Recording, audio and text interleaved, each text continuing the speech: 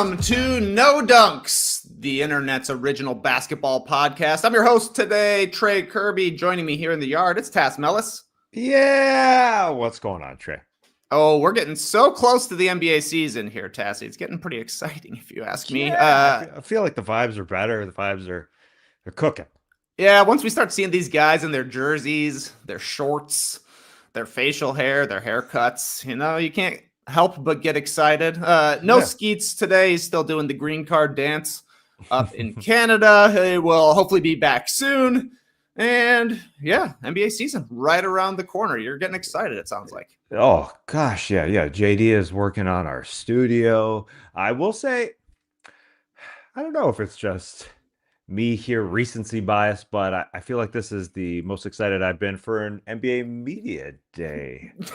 And I'm trying to think back to every other media day in history. I don't know. I feel like our media brethren were pumping out the hits. We're pumping out the notes of every media day. I feel like I made more notes or chuckled or made a little snarl at more tweets this year than I ever have in the past. Excellent. Exciting times. Maybe we should host our own media day once we get back into the newfangled classic factory.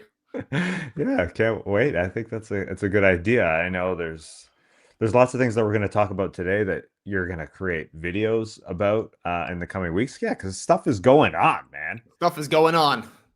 Lots of people were talking. Lots of people were asking questions. So we got a lot of things to talk about. Yeah. We're going to play a little bit of Is This News?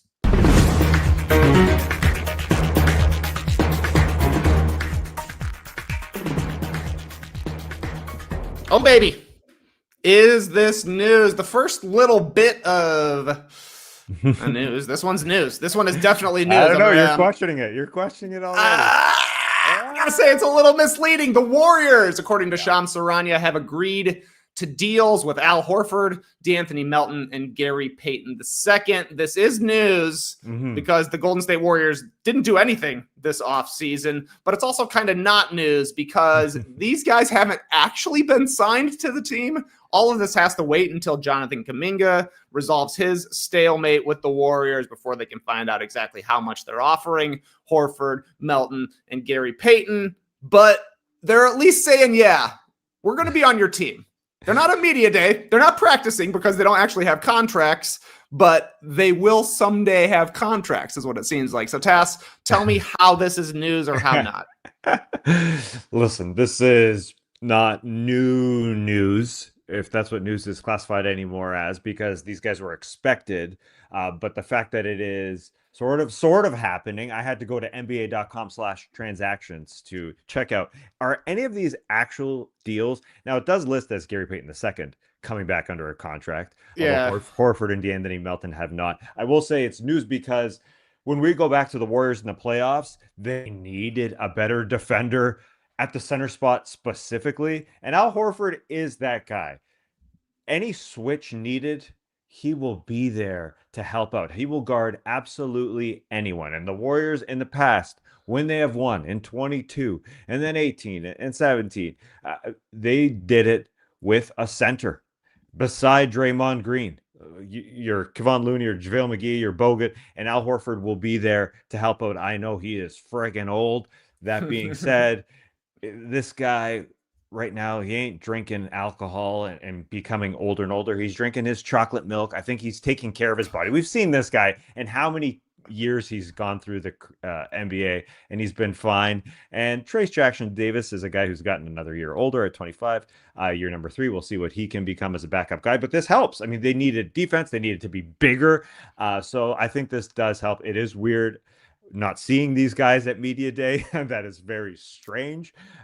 But even though they still don't know what their roster is because Kuminga is not signed, I think they will get off to a good start. I think they're devoted to that. Last year, they started 12-3 on November 22nd. They were first in the West, man. OKC was 12-4 while they were 12-3, and then a bunch of injuries happened to a guy like D'Anthony Melton. Yeah, who I think is a question mark because he's recovering from an injury. But at the same time, the oldest team, as I know you tweeted about, it is odd to see this team who's really old Get even older.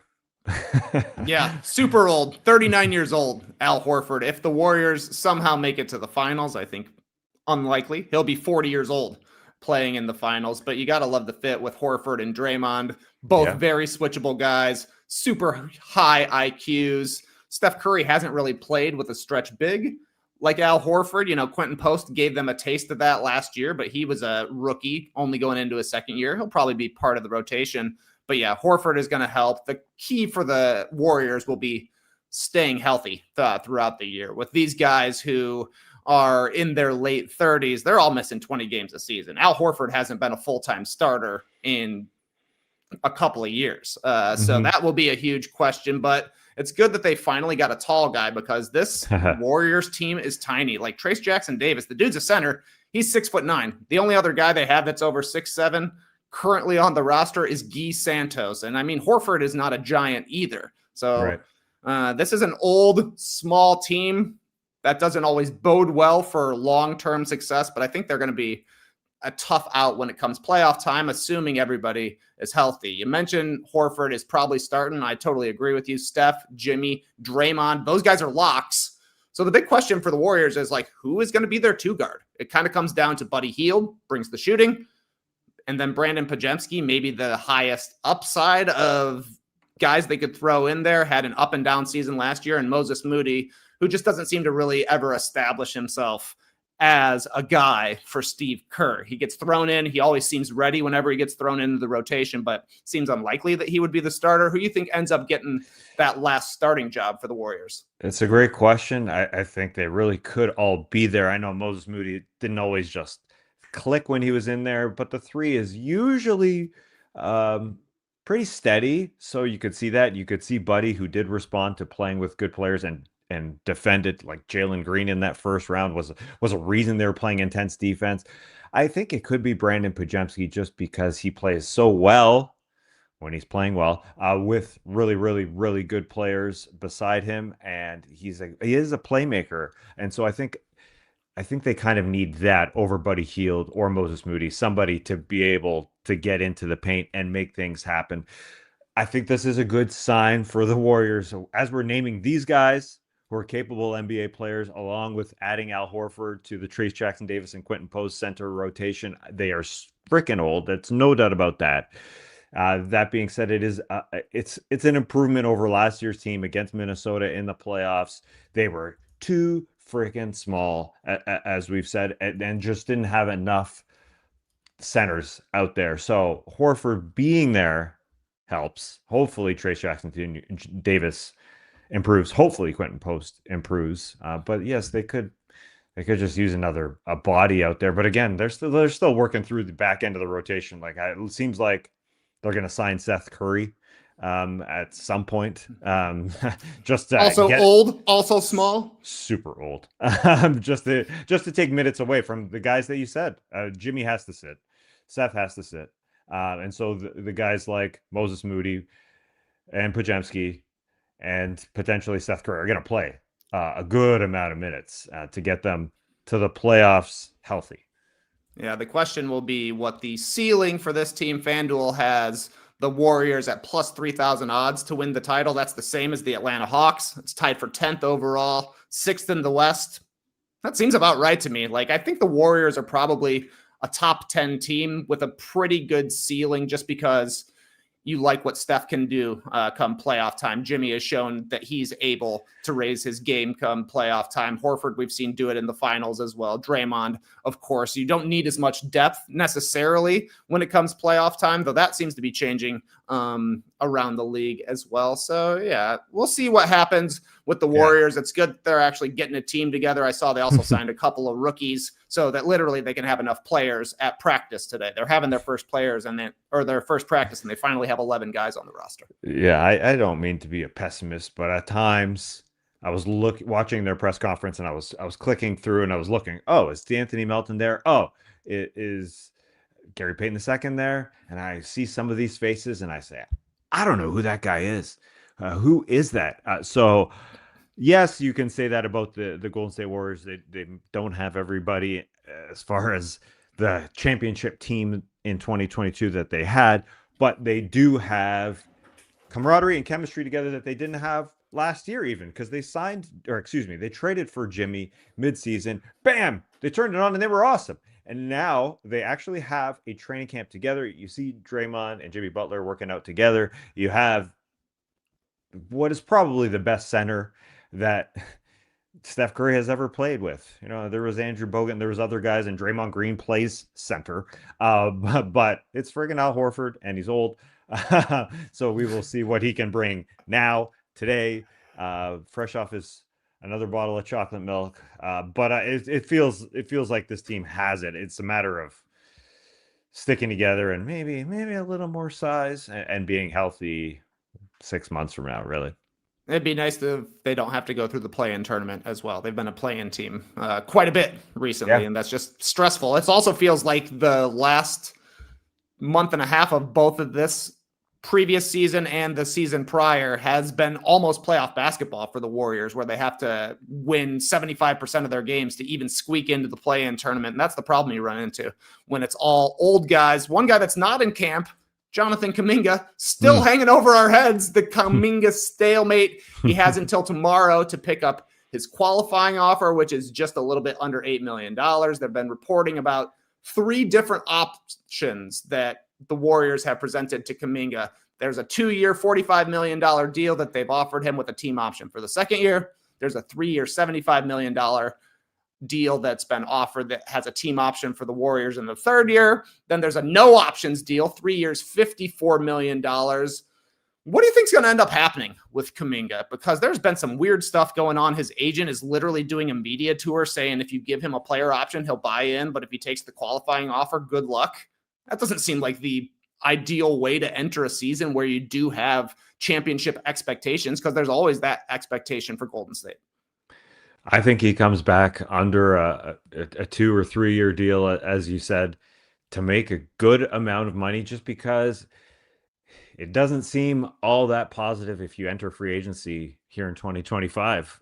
And there's a bunch of options in 2026. I know our man Shams Charania said this was going to be an incredible offseason, and it was not. But I think he should say the same thing about next year, because there will be more options. I don't know if Kuminga wants to enter that. Really, I don't think. In comparison to this season, there's going to be way more competition for him. And so I liked hearing all the Warriors players yesterday when they were asked about Jonathan Kuminga. They were basically, to me, saying, "Come on back, man. We want you. We need you. We love you." The question is on the other side. Does he want to come back again and be under Steve Kerr, who they seem to butt heads? So I can understand why he'd want to go somewhere else, but it's scary. For me, if I'm whoever it is, Brooklyn or Sacramento or wherever.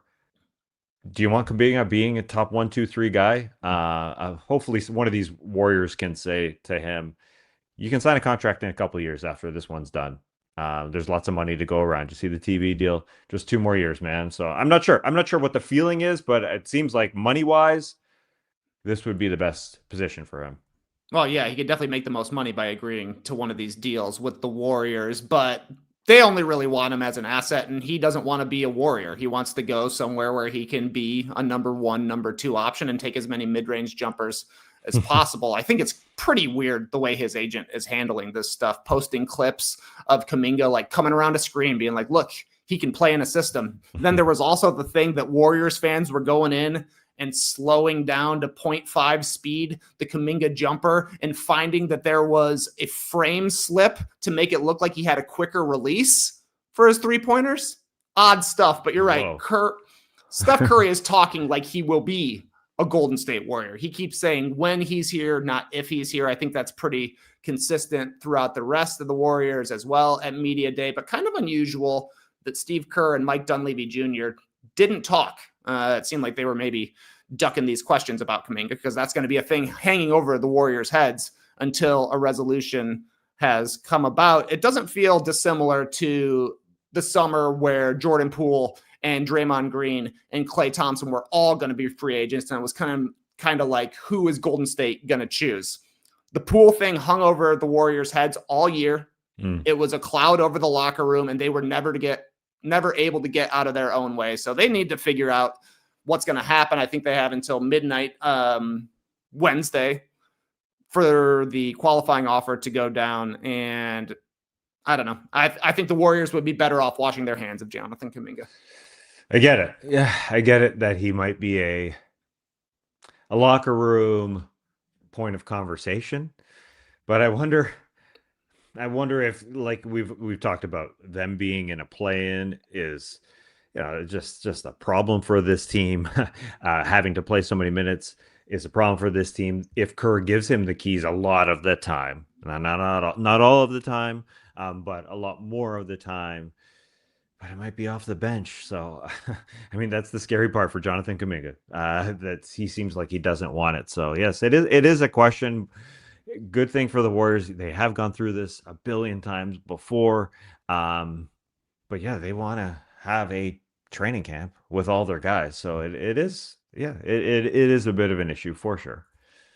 All right, let's go to Dallas. Over the summer, Anthony Davis had surgery for a detached retina in his right eye. He's made a full recovery after like a month-long recovery, he said. But Anthony Davis said that his doctors told him he's going to need to wear goggles for the rest of his career. He's got the eye protection going. What do you think about this, Tess? I think this is good news for Anthony Davis. He has never wanted to wear these things. Ever. And you could hear him in media day saying, yeah, I got to do it. The doctors say I got to do it. He's finally doing it. This guy had 3 eye injuries in 13 months. So just over a year, pop, poked that many times. And you could see his off-season surgery is still wearing on him because he had extremely red eyes. His right eye, very red and swollen. Yeah, he's saying it's from the drops that he's taken. He's not making excuses. He's just saying it's tough, man. I've never liked it, but I'm wearing the Horace Grants this year, the Kareem Abdul-Jabbars, and it just sucks. That being said, if he's got goggles on, it's good for him. I know you've gone through a bunch of it, Trey, as a baller yourself. You show up at the studio with banged eyes, like. I don't know. You're right, Tess. I get like a black eye every 4 months, it feels like. Luckily, as Laura once told me, I'm blessed with a Neanderthal-shaped skull. I have a heavy brow bone and deep-set eyes. So usually I'm taking the brunt of the elbows to my orbital bones. Nothing's broken yet, but I got scars and black eyes. Maybe I need to switch to the Horace Grants as well. I thought that was a funny line from Anthony Davis. He followed up by saying, it won't be like that, but I will have some protective eyewear for sure. So I'm curious. It basically comes down to, do you want the Horace Grants, the squares? Do you want the more circular ones that kind of just look like a regular goggle, more Kareem style? My guess is that he'll go with the Oakleys that we've seen him wear in the past with the Lakers. Anthony Davis actually looks pretty cool when he wears goggles, I think. Absolutely. I did my Google image search yesterday, and he looked super cool. He's definitely not going with the Kareems. To me, that's who he repelled the most. He didn't want that yesterday when hearing him. The Kareems are big. The Oakleys are, they're almost stylish, man. They kind of look cool. They look cool. The coolest guy to ever wear the Oakleys was Antoine Big Dog Carr, circa 1997-98, playing against the Chicago Bulls, wearing like the sepia orange tinted ones. I didn't know that he necessarily needed to go with tinted Oakleys, but they did look pretty sweet. And I guess Amari Stoudemire is a guy who had similar issues, right? Like he kept getting poked in the eyes, and eventually he just had to start wearing glasses as well. Yeah, they were tinted, the Antoine Carrs. They were cool. And so these are like what kids are wearing for just around and for baseball too, right? The shape of them. Oh man, if he shows up in a pair of mirrored pit vipers, that'd be an incredible look for this guy. I guess a little bit of an adjustment period, getting used to playing every single game. Oh yeah, you can never see his whatever. So you can never see his eyes if he was wearing those. Like you never know where he's passing to. Why wouldn't they start wearing them? I mean, it's like it's not allowed. It's like a quarterback can't, right? You can't like have a dark tint. You got to be able to see the eyes. I think that's true. Yeah, I think that's true. So they probably would would ban him, or ban them, but he should do it for one game. Yeah, exactly. Preseason, you can do anything. Like Sam That's Perkins true. wore a do-rag in a preseason one time. But then at halftime, they're like, hey, man, you can't do that in the NBA. They're like, all right, fine. But if you start it off, it's better to ask for forgiveness than permission. In other Correct. Mavs injury news, Jason Kidd said that Kyrie Irving is not ahead of schedule, even though you saw him shooting some jumpers on the internet, and Kyrie confirmed it. They both say he's on schedule. Just feels like they're not really pushing him to come back. They want him at full Kyrie Irving status whenever he returns. Yeah. I mean, watching those clips of him bang home shots from mid-court, cool to see, but it is a lot different. And it's a lot different than actually going side to side lateral movement in a game. Way different. So I'm sure it's months ahead. Now, he did in the offseason, when asked while he was twitching, he was on his Twitch, he was asked if he's coming back, and he said, I didn't guarantee that I'm coming back even next season. So it's a real swing here to seeing him ball after hearing those comments, because yeah, he does, look good when it comes to sitting on my butt watching a guy take shots from midcourt. But he looks better than a guy who's not going to be around all season. So I would expect that he'd come back, but it's going to be months. Yeah, it does feel like he will play, though, this season at some point. And, it's probably like a late in the season thing, maybe March. He gets the ramp up in time for the playoffs. And if the Mavs are sitting in a good position, maybe they can make some noise, because I did like that photo they were getting together of Kyrie, Anthony Davis, and Cooper Flag. Like, that's pretty cool. They got 3 number 1 picks on the same team. I don't know if that's ever happened in NBA history. Yeah, I would maybe imagine, when somebody sneaks in like an Anthony Bennett, maybe not a great number 1 pick, but probably in the 3. And the fact that you saw Cooper Flag shaking hands with Michael Jordan, pretty cool. Yeah, that was cool. Yeah. So he's got a great start, even though, he hasn't said a lot. I think Cooper's a pretty quiet guy, but yeah, like you said, things from the outside looking in are looking good for Cooper Flag and for the Mavs. I think this Anthony Davis news is good. The guy's going to be healthy. To me, I mean, it reduces his eye injuries. How could you not be pumped about that? It feels like they've got good news top to bottom in that roster. The people are saying that the Timberwolves once had 3 number 1 overall draft picks. They're saying Cat, Wiggins, and Anthony Bennett. Is that true, though? Wasn't Wiggins traded for Bennett? Wasn't that part of the deal with Cleveland? I don't remember if that's necessarily true, but Dion mentions Derrick Rose did end up on the Timberwolves as well. And he was a number 1 pick. So yeah, maybe that's it. And then I think the Lakers right now have 2 in LeBron and DeAndre Ayton. So it happens. But it isn't usually when 2 of the guys are in their pseudo primes, I guess, yeah. Kyrie obviously coming off an injury, but he's still a good player in the NBA. Anthony Davis is all NBA caliber, and Cooper is playing as well. Still, we will see what they look like when they are up to full strength. It must be that Derrick Rose one, because I had it in the back of my head. I didn't know it jumped into the back of my head that Derrick Rose has been part of 3 number 1s, although it was with the Wolves, although he had he had a 50-point game with the Minnesota Timberwolves. But I'm guessing it was. So they're saying Rose, Cat, and Wiggins. So that makes sense to me. They were rocking the Prince jerseys. I remember that. 17, 18, I guess, was Wiggins' last year. Gosh, I loved clicking around on Basketball Reference. Where are you? 17, 18 roster, Minnesota Timberwolves. Yeah, that must have been Wiggins. He was on the team. Yeah, they must have played together. Nice. So it's happened before. I don't know if anybody will touch. Didn't the WNBA? I think the Aces at one point, they had 4 number 1 overall draft picks on their team. And pretty sick. They won the title that year. Can you believe it? Good stuff. Also in Dallas, Dereck Lively, Mavs center, said he grew 2 inches over the summer. He's now 7'3". Do you buy it, Tass? I'm buying it. I started doing my Googles. Can you grow at 21 years of age? Sure. Yeah, sure. It happens. February, he turned 21. So this is, kind of like 21 and a half. But that's fine.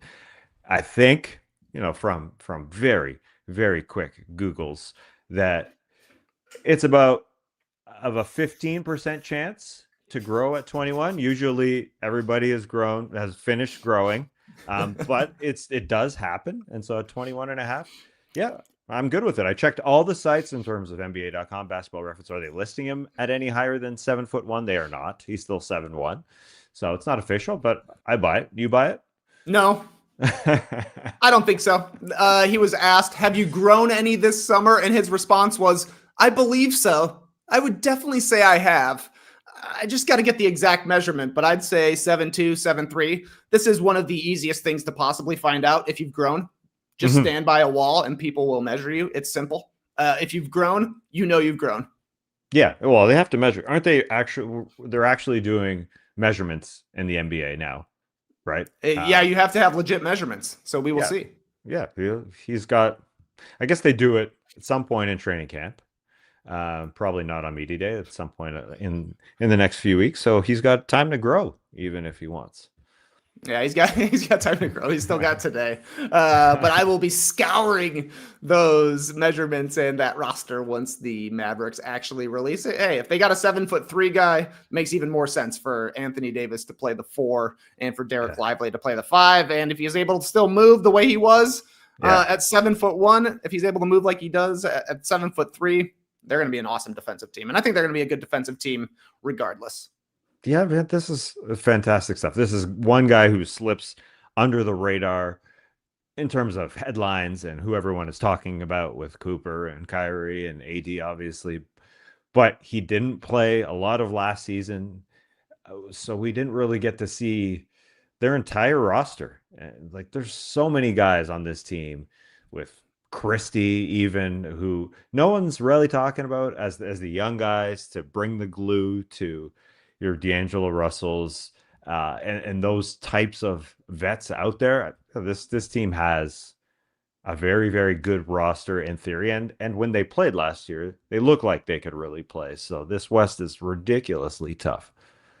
Yeah, the West is ridiculously tough.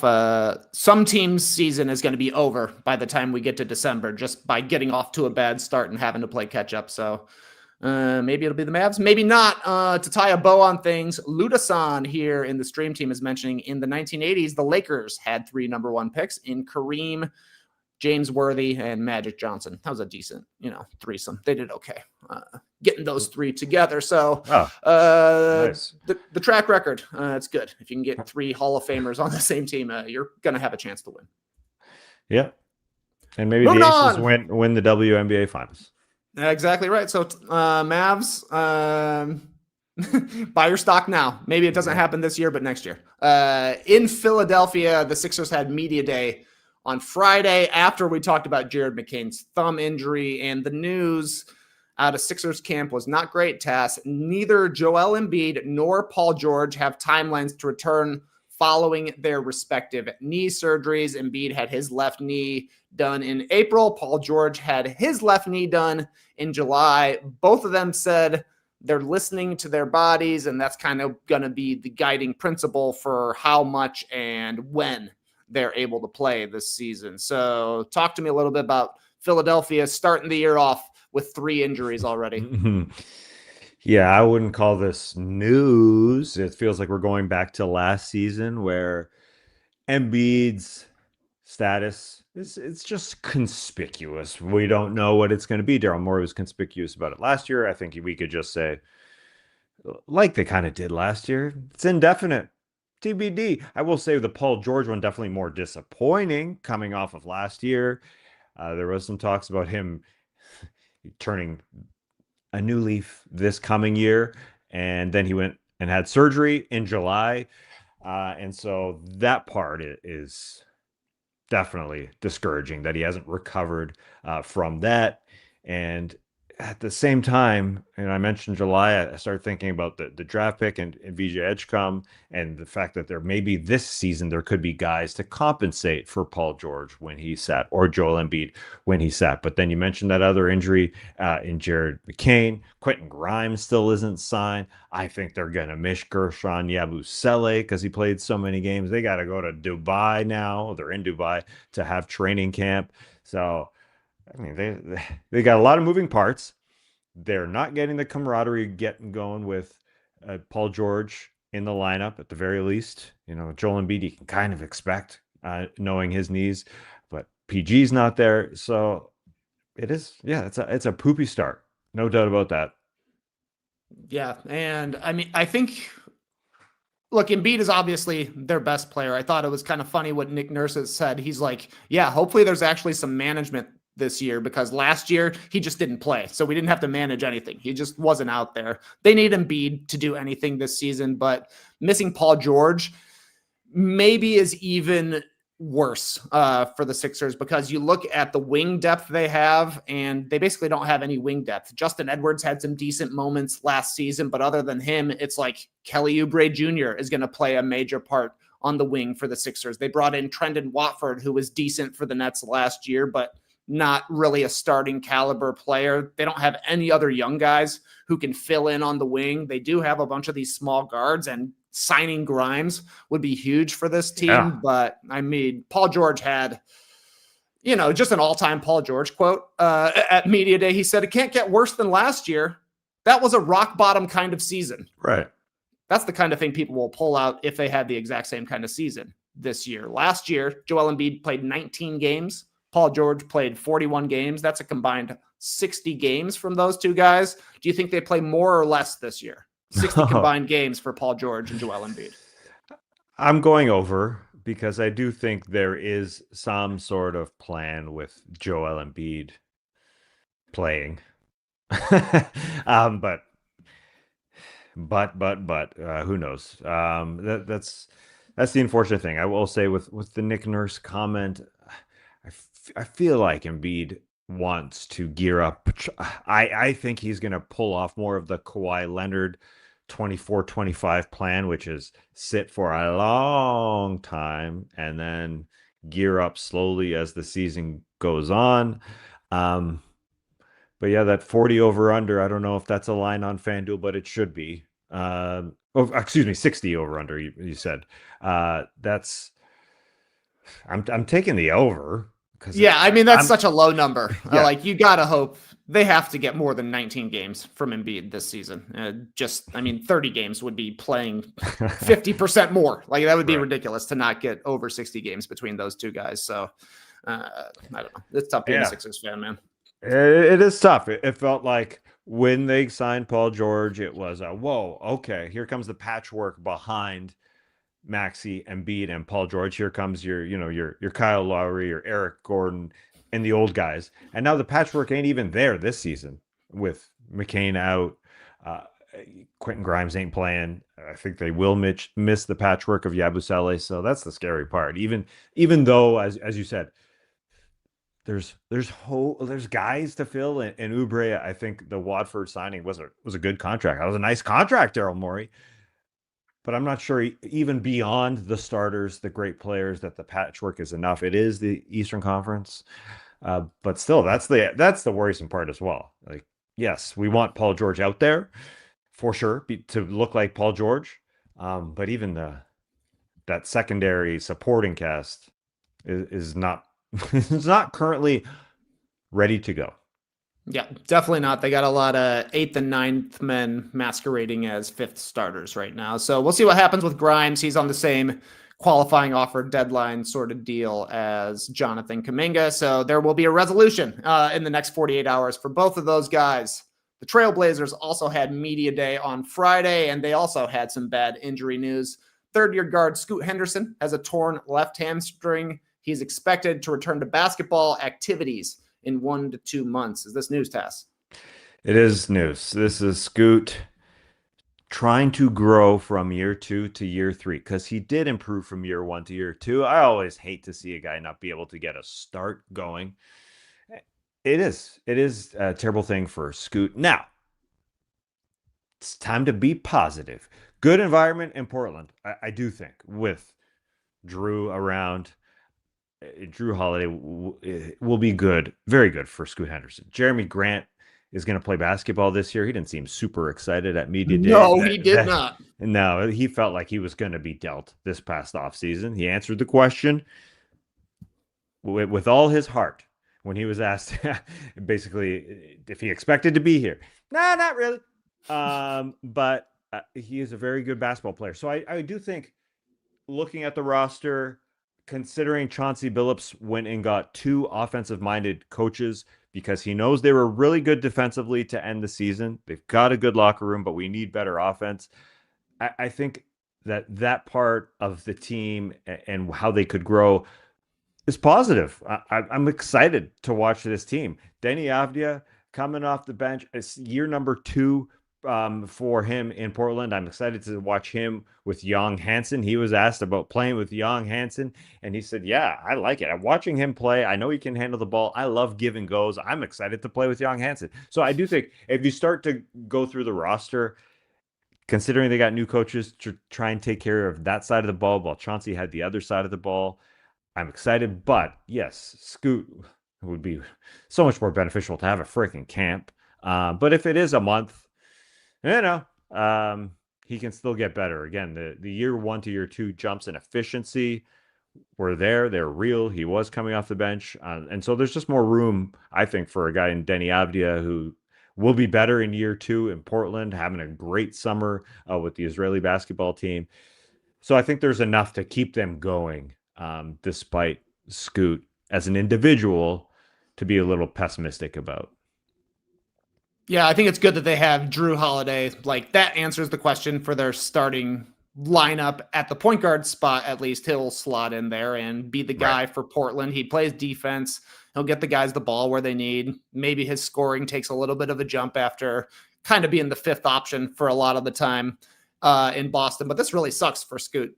Third year is supposed to be a breakout year. He hasn't had a breakout year yet. He was good last season, but this was kind of a prove it year to me for Scoot Henderson. Show us that you're going to be an important piece of the Blazers going forward, because 12 to 14 points per game is not what the Blazers were expecting when they drafted Scoot number 3 and moved on from Damian Lillard. This guy was supposed to be a star for them, and now he's going into rehab mode with an injury that can linger as a player that really needs to maximize his athleticism. So I think this is pretty bad for the Blazers.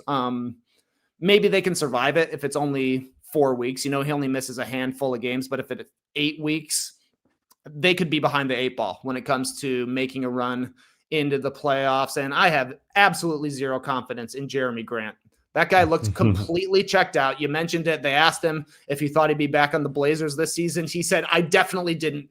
But then you look at his contract, and there's no way a team is going to take a chance on Jeremy Grant. $32 million this year, $34 million next season. Then he has a $36 million player option for the 26-27 season. Jeremy Grant is 31 years old, Tass. Guy hasn't been in the playoffs since he played for Denver in 2020, and he plays 60 games per season, and he expects to start. They asked him if he was going to come off the bench. He's like, I don't see that happening, which means I think Shaedon Sharpe probably goes to the bench because Denny Avdia has been their best player. Toumani Camara, second team all defense. He started every game that he played last year. So Sharpe to me seems like the odd man out, and that seems like completely antithetical to building for the future, to be sending your young guy who you need to see what he can do as a number 1 option to the bench to play behind Jeremy Grant, who isn't a good guy to have as your leading scorer. Like, he's not an efficient player. He doesn't shoot well from 2. He's not a big defender. He's just a guy that can sop up possessions because nobody else does. So I think this is a kind of a disaster contract. He's got one of the worst contracts in the league because I don't know who's touching that thing. I cannot disagree. That was a monster when they signed it. And yeah, he signed thinking that he was going to be a number 1 guy. And it hasn't been great when he's on the court. And it hasn't been great in the locker room in terms of the, as you said, what path that this team is on, because it is even though they went and got Drew Holiday, it's devoted to younger players. And as I said, I'm excited to watch Denny have the ball, and he's got to start a lot of games. I know he's good enough and cares about the team enough to come off the bench at times. But when you have a monster contract like Jeremy Grant, I'm sure he expects to start as well. So where's the room for this team if Denny's playing? Like you said, now with Anthony Simons gone, I guess there's more room. It's probably Shane Sharp, though, as you said. That seems they need to pick a direction. The Blazers are caught in the middle right now. We'll see. They were nice last season. Like, it was fun to watch the Blazers play defense. That was basically when Jeremy Grant was out and Toumani Camara and Denny Avdia really stepped into bigger roles. Klingon is going to be better this season, assuming he's able to play more than like 25 minutes. I don't have a lot of expectations for Young Hansen this year. He's still just a rookie coming from a lesser league. So we'll see what he's actually able to do, but they're just trying to make it back to the play-in tournament. And that's not really a place you want to be. As a Bulls fan, I can speak to that. I will say, I can't wait to talk about Arturas Karnisovas and his words. I got some great words for him. I will say they are picking a younger path, but they just couldn't find anyone that takes. Are they? I don't think they want. They brought in Drew Holiday.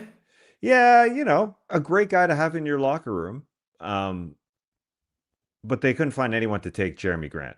I mean, they're not going to find anybody to take Jeremy Grant. Yeah, that is a problem. Otherwise, they've gotten young with, Abdia's a lot younger, and your Scoot and your Sharp, Kamara, the old guys. I think Drew is strictly there to help guide some of the young players, considering they're not paying anyone the max at this point. Max beyond, the rookie contract. It's fine to have Drew Holiday's contract around. It's the Jeremy Grant, unfortunately, that it works with the numbers because they're not paying much for basically anybody. Denny's on one of the best contracts in the NBA. So it works financially, but yeah, I think the only old guys really are Drew, Jeremy, and Robert Williams is still on the roster. See, the way I look at it is the only young guys are Scoot and Sharp. Because, like, Abdia's in his prime. The dude's 25 years old. He's not young anymore.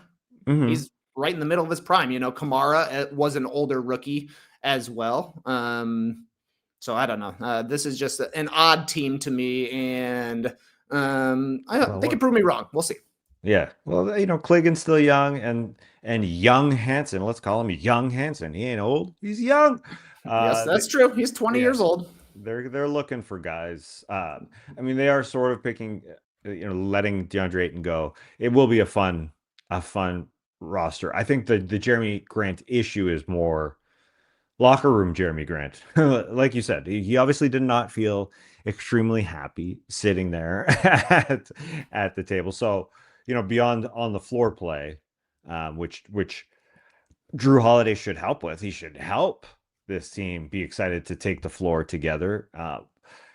What is Jeremy Grant going to be in these situations? I don't know if he can adapt to being more of a role player, really. I mean, I'd rather see Denny Avdia handle the ball so many more times on this team than Jeremy Grant. So TBD here.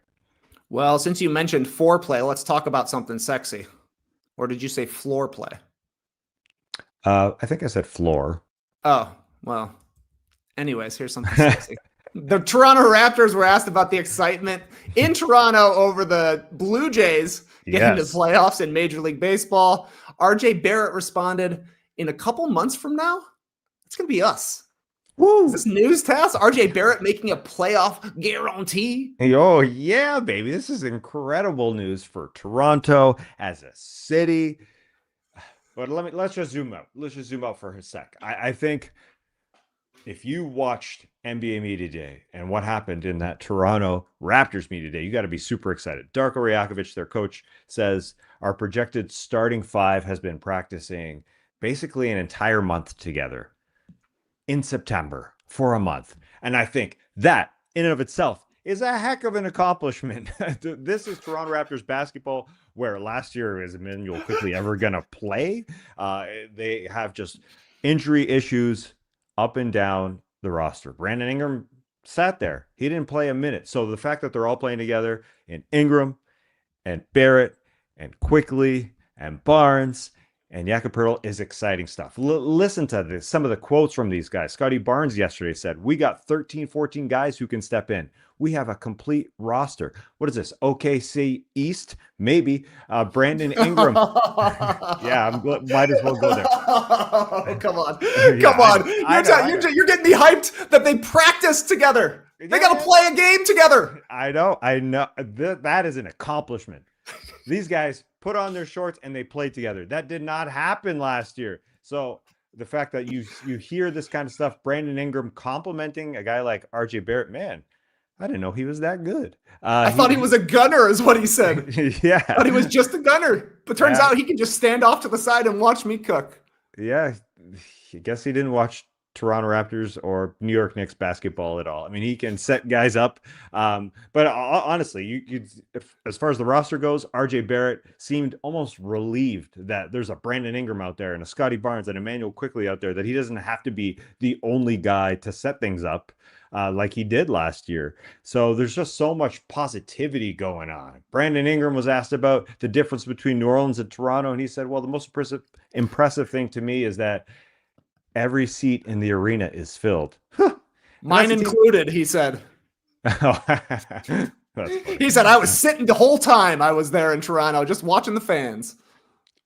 Fans of a team that was abysmal last year. So that's a great sign. And I will say, I know it's positivity time because this is the time to get extremely excited. And that's where Arturas Karnisovas, as I said, comes into play. He said, you talk to a lot of teams right now and they think they're in, that they can compete. Now, as a Bulls fan, that's disappointing to hear. But as a Toronto Raptors fan, or as any other team in the Eastern Conference, your Hawks, your Bucks, your teams that have some hope, maybe, perhaps, to be one of those top six, you got to be super excited. And you put it all together, you got to be excited. Now, when you said foreplay, I thought you were talking specifically about this quote, because Brandon Ingram was asked about how him, Scotty Barnes, and RJ will work as a threesome. And he said, got to put a pause on that. That's an acceptable pause. That was funny. Nice one, Brandon. Very nice. What are you supposed to say? Trio, I guess? A big three. saying threesome is actually pretty funny. But as a menage a trois, how will you guys perform out there? If it was the Montreal Raptors, they would call it a menage a trois, I believe. But it is a good question. How do those three guys fit together? It's a great question. Barnes, Ingram, and Barrett, which brings me to my second question. Will RJ Barrett even be in Toronto at playoff time? Only if they're good. They will be looking to see if they don't play well together. I don't know. It's hard. It's hard when you look at the Eastern Conference again. If these guys play, to not see a team that is winning a bunch of games. I think that they could easily be a 500 team if they're all playing together. So that I think Bobby Webster, the new head of the front office after the great Masai Ujiri is gone, basically said, we're not making any sort of assessments now. TBD on everything. So it's a fair question, Trey. Will RJ Barrett be playing basketball beside Scotty Barnes and Brandon Ingram? And I know it's a fair question. We're talking about three guys that have basically occupied the same space out there, but I think there will be a lot of cutting. There will be lots of wheels being run. I think Scotty Barnes is entirely fine with that. RJ Barrett, as Brandon Ingram said, he's a playmaker. He got way better at that. I know it's not his forte. And Ingram's going to score a lot of points. So I think the offense will be totally different this year. They've got a lot of talent for sure. And I was kind of surprised. I think RJ Barrett shot like 40% on corner threes for Toronto last year. So that would definitely help him stick around. But of those three, he's definitely the most likely to be traded. Barnes is the star of the team. They just gave Ingram the big deal after the trade last season. So when you're looking numbers wise, RJ seems like most likely to potentially be shipped out. I was checking the odds on FanDuel this morning. The Raptors are a minus 108 to make the playoffs, a minus 122 to miss the playoffs, but they do have the best odds in the Eastern Conference to make the play-in tournament, minus 105. So FanDuel at the very least is tabbing them as play-in team. I think that's quite likely. They could click. They do have a lot of depth on this team, even when you get to the backup guys. Like, Grady Dick is probably a rotation player. Ochai Agbaji is a rotation player. Maybe their rookie Colin Murray-Boyles is able to do something. I was excited to watch Mamu in Eurobasket. They've got some dudes. So if they get like good seasons from all of them and they fit better than I think they do, I don't know if they're a top 6 team in the East, but they could be a top 10 team. Oh, I think there's no doubt they could be a top 10 team. I mean, you just went through a bunch of players. We're getting deep. We're getting almost 13, 14 players out there. I think they could fill out a roster very well. I think RJ Barrett and his playmaking last year is kind of key to those 3 guys who operate in the same space in Barnes, himself, and Brandon Ingram. This guy had 5.5 assists per game last year. A huge career high for him. He was asked to do that kind of thing on a floor where Emmanuel Quickly wasn't even playing. Now, not to say that. So what's Quickly going to be doing then if Barrett's the playmaker? But I also thought Ingram was the playmaker. And didn't Scotty Barnes lead the team in assists last year? Well, so you're saying only one man can dribble is the question. One guy can have the ball. Well, Barrett doesn't have to do it as much anymore. Quickly can't do it as much. That's not really his. I know he's a point guard, but he's not really leading your team in assists ever. And Scotty Barnes can do it. I think, this is a team that's it's that wheel, man. Keep that thing going off at the top. Just keep cycling that ball. So in the Eastern Conference, I think they could easily be a play-in team. And I always see these odds and I say, hold on, what does making the playoffs even mean? I guess it means you have to win a play-in game if you get in the play-in, or does it mean you're in the top 6? Because is making the playoffs winning a play-in game and getting into the actual playoffs, or do you have to be top 6? Like when it's all said and done, top 8 is playoffs. Yeah, I guess it's probably what it is, but I'm a little uncertain on that, though. I do know, obviously, if you make 7 through 10, you have made the play-in tournament. And I saw the Bulls, their odds, they were plus 190 to make the play-in tournament. What a awesome availability from Arturas Karnisovas, who said, we're going to try and win every game this year, but also there's no expectations for this team. So they're just like the Blazers. They're just like the Kings. It's like, what are you actually trying to do? The only guy who impressed me at Bulls Media Day was Matas Buzelis, who said he wants to win most improved player this year, and he wants to be an all defensive team player this year. Like, those would be huge steps forward for Matas Buzelis, but at least somebody there is trying to do the right things and has expectations for at least himself going into the season. He also says he wants to win a championship, but I think the Bulls are probably a little bit away from contending for a title. But, if Josh Giddey's as good as he looked at the end of last season, if Matas Buzelis wins most improved and makes all defense, maybe they're cooking something. Not. How about the Blue Jays, though? What's the playoff outlook look like for the Blue Jays? Hopefully the bats get going a little bit, because they were a team that everybody started to hype, and then they lost 6 of 7, but then they responded well with the sweep to end this whole freaking 162. So they look good. They're excited. But the bats, number one, they just stalled a little bit. And second, I don't like 5 days off between the playoffs, the regular season and the playoffs for teams that actually win their division, because they have to wait for the other series to go on. So I'm concerned. I'm concerned about the bats if they've stalled to end the season. Now here we see them go after 5 days off. I'm a little worried. Yeah. And they're going to throw in an injured Bo Bichette probably, who's going to come back. Boba. Hopefully it'll be all right. But I'm definitely concerned about the bats. I hate that bye when you win the division, it kind of sucks to get the bye, especially I think they play the winner of Yankees Red Sox, right? Yes. That's like so similar to the way the Braves season ended the past 2 years. Like they won the division, got the bye, but then the hot team in the second half of the year, it turned out to be the Phillies, a division rival, just like what the Blue Jays are going to be running into, gets a little bit more consistency and they stay playing rather than wasting. The bye is a killer. I think you got to be able to respond. I hate it. Now I listened to the Blue Jays broadcasts and Buck Martinez, the Blue Jays legend, always was saying everybody on that roster, the pitchers, the hitters, the coaches, the fans, everybody loves the time off. I don't get it. This is a game. You wake up, you put on your cleats, you go run. You sit down, you put on some seeds in your mouth, you spit them out, you get up, and you go out and you play. You hit the ball 4 times a game, you get your BP. It's the same thing from March till the end of October. Then boom, sit down, or the end of September. Then boom, you sit down. Yeah, 5 days, you just sit there. So yeah, it's a flow. So those division series, it's the best 3 out of 5. It sounds weird to say. That's quick, yeah. Yeah, it's not fast. A lot of room for error. Yeah, exactly. And then DBD. Hopefully the Jays are in that championship series. Yes, we shall see. I got some time to dig out my Blue Jays hat. I think it's in my closet, but not completely certain. Yeah.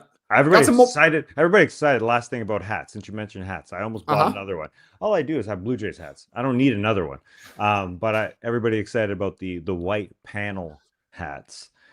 Basically it's white like behind. the classic Blue Jays look, white in front, blue backs. Yes, because they don't wear them a lot. Really? But it is a class. Yeah, I don't know how. I shouldn't say a lot. Like they've gone through so many newer ones. This is a throwback. Well, it's not all the way. It's not. I don't know how big the panel is. If it's all the way to the front. Anyways, almost bought one. So if anybody has a used one they don't want, I'd love a used one. Why do I want a used one? What am I talking about? Send your hat to Tess and wear your used hat. Used hat is up there with used shoes as one of the weirdest things to put on. But look, man, spray it with some Lysol or something. You're living the life. You got a little bit of time to figure it out as well. Yeah, man, it's going to be tough. Yeah, that's right. We got some more injury news. The Grizzlies announced on Friday that Brandon Clarke is undergoing a procedure on his knee after having another procedure earlier. There's some complications, I suppose, on his rehab, and he's going to be reevaluated in 6 weeks. They also announced that Zach Edey is out another 6 to 9 weeks. Not nice with his ankle injury, and Jaren Jackson Jr. is expected to return in 4 to 6 weeks. Jay Huff went to the Pacers over the summer, so now the only healthy center in Memphis is Jock Landale. This seems like bad news, Tess. Very bad news.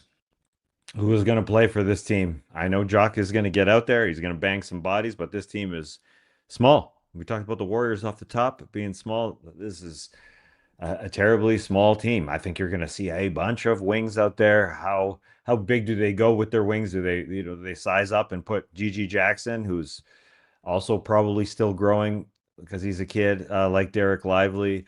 And you have a bunch of really good wing defenders, Vince Williams, Cedric Coward, their new guy. So that bodes well, I guess. They're a team that can get by with their wing depth. I don't know how much they can size up, but it is scary that both those guys you mentioned, and Zach Edey and Jaren Jackson Jr. are out to go along with Brandon Clarke, who has had some injury issues. It just sucks for this Canadian that he just hasn't been able to get out there for full-on seasons the last couple of years. Last year he played a lot of games, surprisingly, but was banged up in the postseason. And so here we are.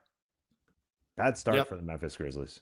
Yeah, exactly right. 64 games for Brandon Clarke, but like you're saying, he got hurt towards the end of last year. 6 games only in the 23-24 season. Hasn't played more than 64 games in a season in his career. Just seems to always be banged up. And I was saying earlier, there's some teams that are going to be behind the 8 ball before the season even really gets kicked off. And I think the Grizzlies could be one of those teams. They've already got a major adjustment to make, going from Taylor Jenkins to now a full season of Isalo as their coach. They did the Desmond Bane for Kentavious Caldwell-Pope trade, which was more financially motivated than anything. Definitely a downgrade on the court going from Bane to KCP. And now they basically don't have any centers ready to play. Jock Landale was out of the rotation for most of the year with Houston last year. They were happy to see him go, even though they're running out double bigs, and they brought in Clint Capella.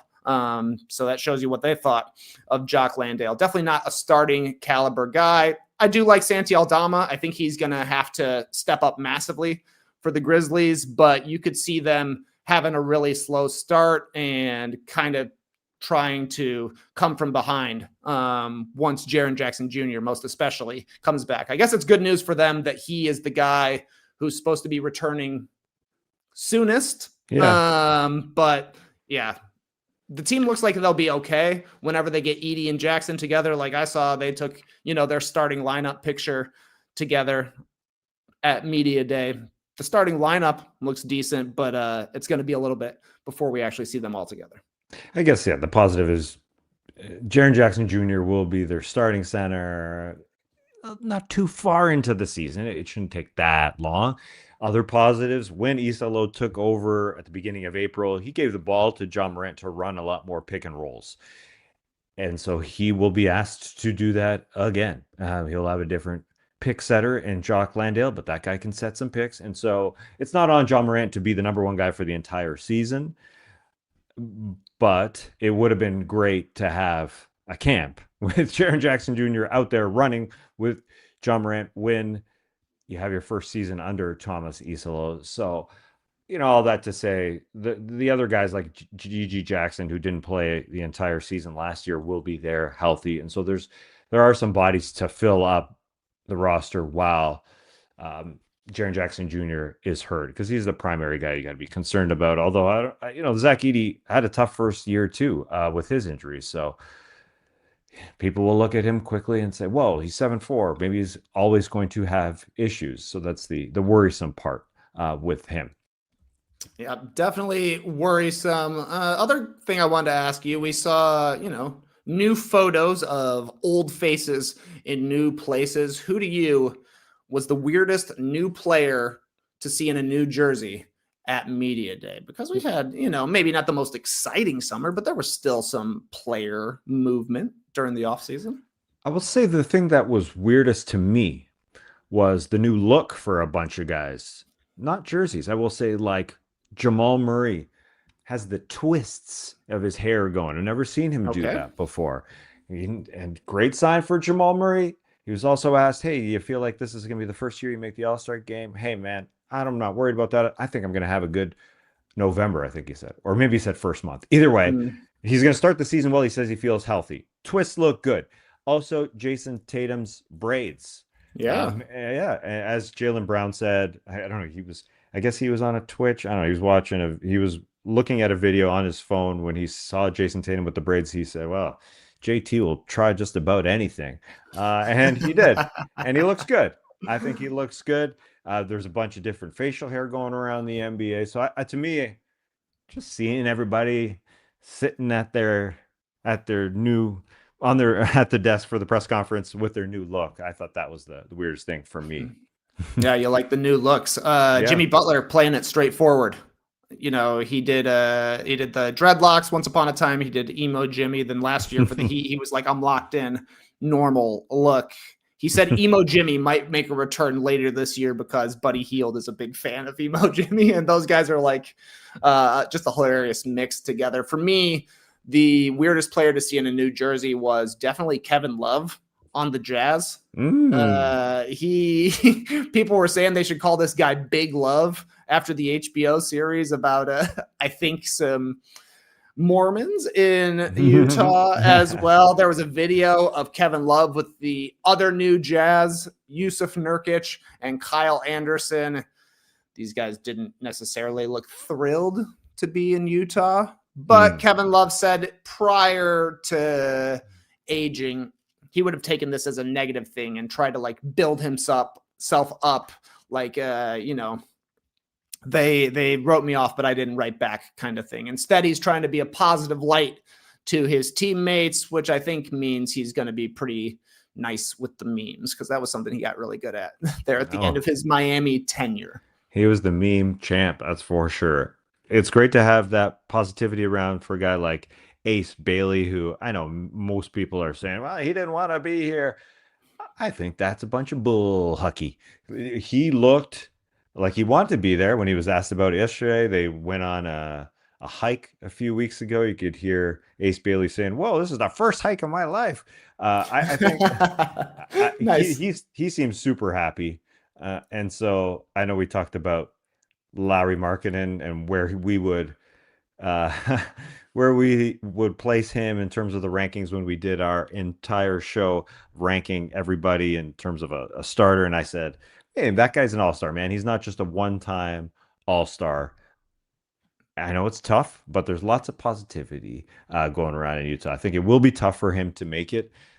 But to see a guy like Ace Bailey, who I think you could say is the most, raw talent out there. I know Lowry's really, really great player, but if we can see Ace Bailey grow into a really good player, that's obviously incredibly great for the Utah Jazz, who've tried year after year after year after year to get the number 1 pick. They end up with a guy at number 5 who supposedly didn't want to be there, but you hear him in the press conferences in his first one. That guy was all smiles. Yeah, he probably realized I'm going to get the ball a lot and get to shoot a lot. So, I know he wanted to go to Washington, where that would have been the case as well, but he decided to part ways with Omar Cooper.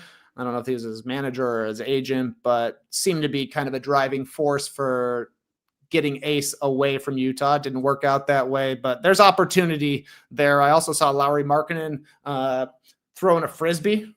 Oh, I didn't see that. Yeah. Like they were out on some hills throwing a Frisbee with the Jazz guys. So at least they got some good camaraderie and some beautiful nature out there in Utah. And the uniforms look great. Like they're full on mountain rebrand at this point, because they were kind of like halfway in between last year, but they look really sweet. Just probably not going to be a lot of wins for the Jazz. I also like seeing that's a nice jersey. That's a nice purple soft jersey, man.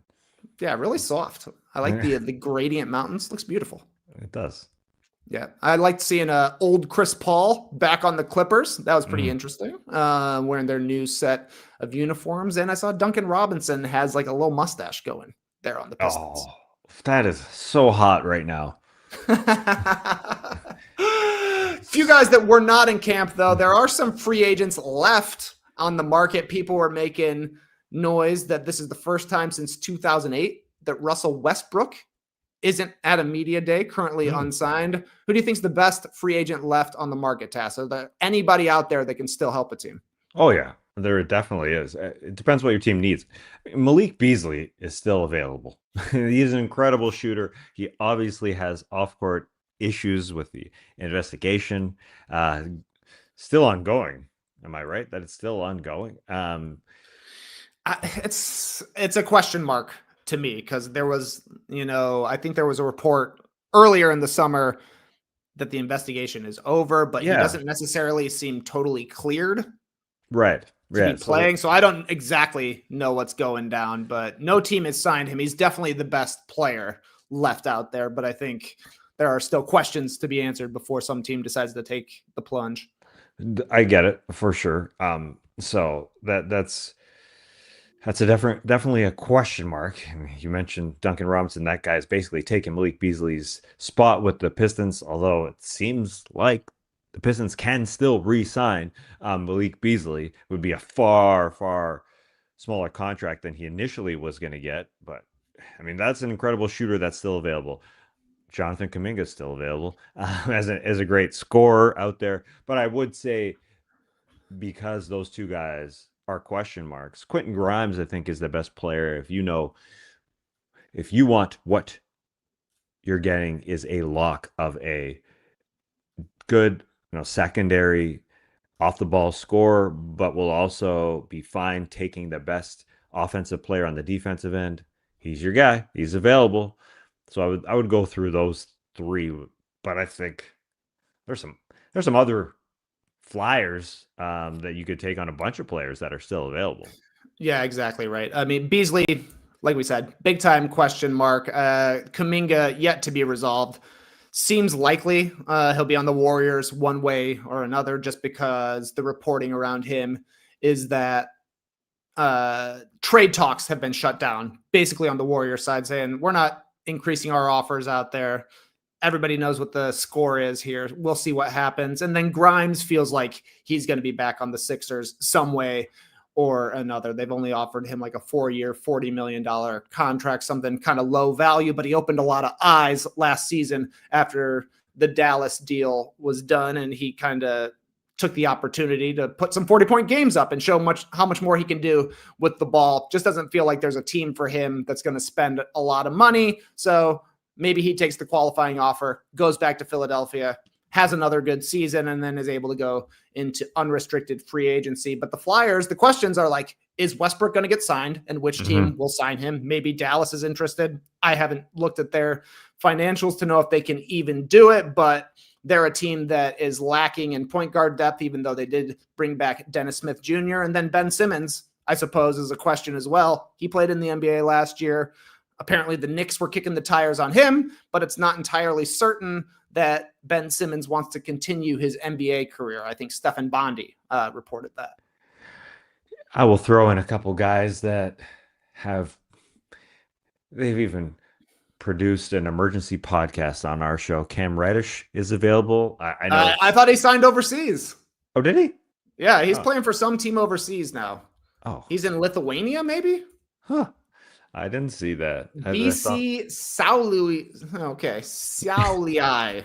He's playing in the Lithuanian league. Oh, okay. Surprising. I would have thrown him in, like, sort of into the camp with Delano Banton, who's still available, as in a very capable guy. We were talking about Portland recently. I think that was last year where Chauncey Billups only played him in fourth quarters for a while. And he was like one of the best fourth quarter scorers in the league or something like that, right? Delano Banton, that's a good call. A team should take a gamble on him. Yeah, a younger version of Cam Reddish who, he didn't click, but Delano Banton feels like can still get there. It's the Cam Reddish level that people like us did an emergency podcast for. Because, he had that great playoff series with the Atlanta Hawks when they went to the conference finals. He contributed in that series. But I wouldn't say great series. Yeah, he contributed. The only reason we did Cam Reddish emergency podcast is because he was the number 10 overall pick. There's no other reason. He hasn't necessitated a podcast before or since. No, he's coming back. He played defense, though, for a while. He D'd up in that series, that's for sure. Yeah. That was a Sixers series, I think. Sixers-Hawks. Yeah, the Bucks one is... Yeah, the Bucks was the conference finals where they lost. Yeah. He was playing in that one. He was playing Chris Middleton all right in that one. There's a bunch of old guys. Like you mentioned, point guard. Like if you desperately need one, Corey Joseph literally was starting for the Orlando Magic last year for a bit. He's available. And then the Seth Curry we talked about. And there's real oldies out there like Markieff Morris or DeAndre Jordan if you want a locker room smiler. He's still available.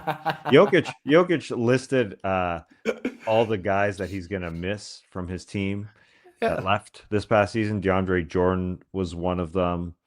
Vlatko Čančar. Yeah. I think he listed basically every Nugget who was on the team last year except for Michael Porter Jr. That's right. Yeah. I wonder why that happened. And Reggie Jackson, now that you mentioned Nuggets, he's available. Okay. If you need a deep roster player. I can see him coming back. I saw Torrey Craig and Jay Crowder were out there. Those are guys that always get signed at the end of the season to some team. But yeah, the bargain bin is getting pretty empty here. Mm-hmm. I guess the biggest question mark is probably Westbrook, and I wonder if a team will decide to give him a run. We shall see. Mm-hmm. Got anything else, Tess, from these couple of media days, or shall we wrap things up? I think I'm media dayed out at this point. I think I've mentioned everything I possibly know from media day. Yeah, the other stuff was like Kawhi talking. Yeah, De'Aaron Fox as well. The fact that he's got a hamstring injury and Yep. he's not going to be ready for the first game of the season. So although Victor Wembanyama is frickin' ready and seems like he's uh, very well cultured after this offseason, he doesn't get a training camp with De'Aaron Fox. That Yeah, it's sucks. too bad. Yep. Yeah, And Fox is also recovering from like finger surgery as on his well. pinky. But a Mhm. hamstring means you can't run in training camp at all. Like you can't get Yeah. possessions with Victor Wembanyama. You're going to miss November 1st is the target date. So not only are you going to miss the first game, you're going to miss a few. So that stinks. And then the Kawhi stuff, as you said. Yeah, the Kawhi stuff. I mean, there's not much else for the Clippers to do besides duck the question and say we look forward to the investigation proving that we were doing legal stuff. Though it does seem pretty notable that when they're asked if Uncle Dennis is asking for things outside of the limits of the salary cap, and they're basically like, yeah, we all know the rules. They're not just saying no. They could easily say, no, he didn't ask for anything like that, but they are clearly not saying that. So we will see what transpires there. Giannis made some waves as well, not being at Bucks training camp because he was diagnosed with COVID when he was over in Greece, though he zoomed in and kind of confirmed that, yeah, he had looked at some other places. I think that will probably still continue to be a storyline throughout the season, Giannis's future with Milwaukee, but they signed his brother. They brought in Miles Turner. They did what they could to keep Giannis around over the summer. And if he's able to play to an MVP level like we've seen for the past 7 seasons, the Bucks still have a chance in the Eastern Conference as a playoff team. So maybe that's something that keeps Giannis happy enough to stick around, because it doesn't seem like he wants to leave, but he also is always mentioning that the only thing he cares about is playing for a competitive team that's trying to win. So yeah, and he had a long interview with Harris Stavru in Greece, and I know a lot of people weren't tracking this Greek interview, but it's the first time I got to hear some real Greek. I don't consume a lot of Greek in my day-to-day, so I watched this whole thing, and I think one thing that didn't make a lot of headlines was him saying, yeah, I'd play in Europe at some point. And I know he didn't go hard on it, but he made it clear, like sort of as you're implying that he would be comfortable leaving Milwaukee at some point if things aren't going well. I think he knows that he's not getting younger. He's 30. And at some point he would be comfortable leaving Milwaukee if it's the right scenario. Now, Europe is way down the road, and he did say part of it is, are they going to pay me the same as they do in America? And the answer is, no, I don't think so. I don't think it's even close. But there's some very rich European team owners that could. I mean, there was even, I think it was him who brought up, Messi coming to America as a sort of a comparison, and so he didn't rule it out. 5 years or 6 years down the road. So you make a good point about even going somewhere else in the NBA. We don't know that Giannis is going to be there forever, and he is, watching what's going on with Luka, etc. And he knows very clear that it'd be fine with him at some point, I think, to move on if things aren't going well in Milwaukee. Although he loves Cole Anthony as his point guard, man. He loves Cole Anthony. Yeah. Cole Anthony seems like a fun guy to have around. We'll see what happens with Giannis. I can definitely see at the end of his career when he's ready to hang it up in the NBA, maybe he decides to go play overseas in Europe, maybe even in like, whether it be this LeBron-led league or this Adam Silver league, like helping launch it. He could play with all of his brothers on the same team. Get Thanasis over there. Kostas is already playing overseas as well. Isn't there an Alex Antetokounmpo? Yeah, he's around.